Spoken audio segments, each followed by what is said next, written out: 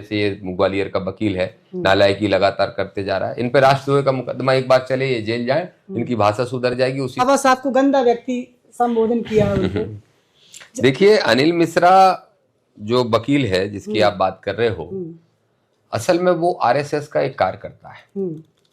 अनिल मिश्रा को देख के ही आरएसएस के असली विचारों को और बीजेपी के असली चेहरे को पहचान सकते हो।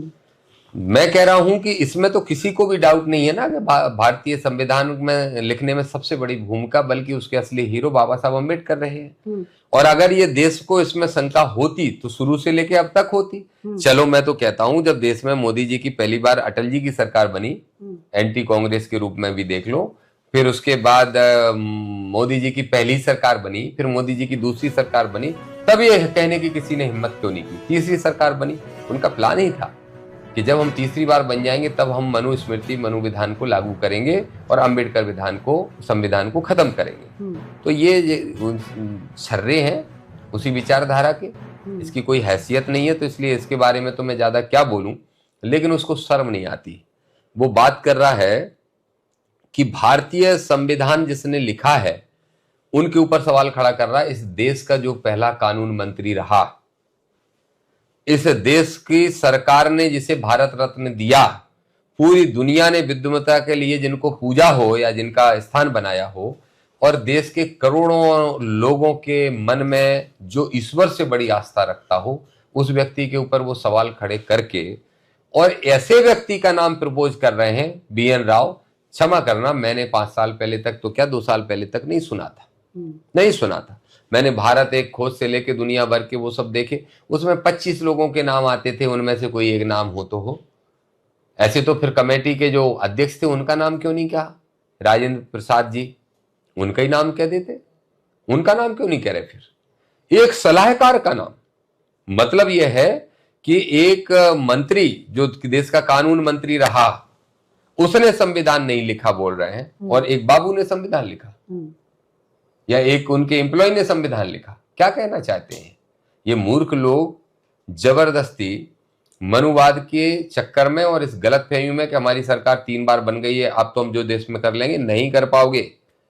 ये हमारा देश है, मूल्यवासियों का देश है, पिछड़ों का देश है, हमारा देश है, हमारा ही देश रहेगा, हमारा संविधान चलेगा। हमने एक मांग और बड़ी मांग की है कि जो बाबा साहब पर जो उंगली उठ रही है, बाबा साहब पर जो आरोप लगाए जा रहे हैं, उन पर राष्ट्रद्रोह का मुकदमा दर्ज होना चाहिए। मैंने 2 और मांगे की हैं, और उसमें पहली मांग यह है कि बाबा साहब पे, संविधान पे कोई भी अगर उंगली उठाने के साथ साथ अपमानजनक टिप्पणियां करता है सोशल मीडिया के माध्यम से, न्यूज चैनलों के माध्यम से, जैसे ये अंधा बाबा करता है, तो इस तरीके की अगर कोई करता है तो इन पर राष्ट्रद्रोह का मुकदमा चलना चाहिए, बिल्कुल चलना चाहिए। इससे नीचे की 323 पेज धाराओं से कुछ नहीं होने वाला। ये वकीलों जैसे ये ग्वालियर का वकील है, नालायकी लगातार करते जा रहा है, इन पर राष्ट्रद्रोह का मुकदमा एक बार चले, ये जेल जाए, इनकी भाषा सुधर जाएगी, उसी संविधान की मदद से ही बाहर आ पाएंगे, नहीं तो आ भी ना पाएंगे, तक नहीं हटूंगा। तो आप इसके लिए आप आंदोलन करेंगे राष्ट्रद्रोह मुकदमा दर्ज कराने के लिए? निश्चित रूप से। चाहे वो ग्वालियर के एडवोकेट अनिल मिश्रा हो या आनंद स्वरूपा महाराज जी हो। ये महाराज क्योंकि इन दोनों में ही बाबा साहब पर उसको तो मैं ढूंढ रहा हूँ। वो जो नंद है, आनंद स्वरूप, कौन सा नंद है, वो वहां बैठा है कहीं उत्तराखंड में, वहां से बयानबाजी करके गायब हो जा रहा है। मैंने तो पहले कह दिया था कि अहिर लोग उसको ठीक कर लेंगे जो मोहन यादव को गालियां दे रहा है तो। लेकिन फिर भी ऐसे निकम्मे नालायक लोगों पे तो करेंगे ही, लेकिन इन तो मैं ज्यादा क्या बोलूं। लेकिन उसको शर्म नहीं आती।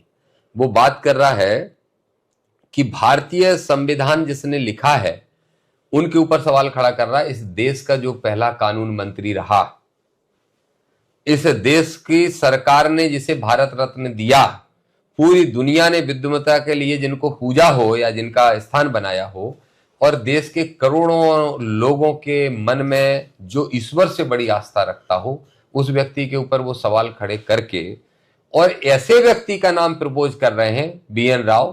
क्षमा करना, मैंने 5 साल पहले तक तो क्या 2 साल पहले तक नहीं सुना था। मैंने भारत एक खोज से लेके दुनिया भर के वो सब देखे, उसमें 25 लोगों के नाम आते थे, उनमें से कोई एक नाम हो तो हो। ऐसे तो फिर कमेटी के जो अध्यक्ष थे उनका नाम क्यों नहीं कहा?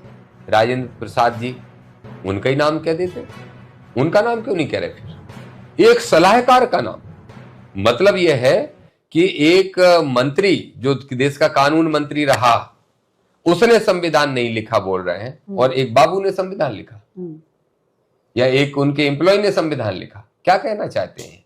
ये मूर्ख लोग जबरदस्ती में कि हमारी सरकार 3 बार बन गई है, अब तो हम जो देश में कर लेंगे, नहीं कर पाओगे। ये हमारा देश है, मूल्यवासियों का देश है, पिछड़ों का देश है, हमारा देश है, हमारा ही देश रहेगा, हमारा संविधान चलेगा। 12 नवंबर को अगले महीने में 1 महीने तक पूरे मध्य प्रदेश में, खासतौर पर ग्वालियर चंबल संभाग में, भिंड जिले में, मुरैना जिले में, दतिया में, ग्वालियर में, शिवपुरी में, अशोकनगर में, निवाड़ी में, आसपास के 10-15 जिलों में तो मैं खुद कम से कम 50 सभाएं करूंगा और सबका आह्वान करूंगा और लाखों लोगों को लेके और भोपाल में बैठ जाऊंगा और जब तक आरक्षण ओबीसी के लिए लागू नहीं करा लूंगा तब तक वहां से नहीं हटूंगा, जब तक बाबा साहब का और संविधान का विरोध करने वाले लोगों पर राष्ट्रद्रोह का मुकदमा नहीं कायम करवा लूंगा तब तक नहीं हटूंगा।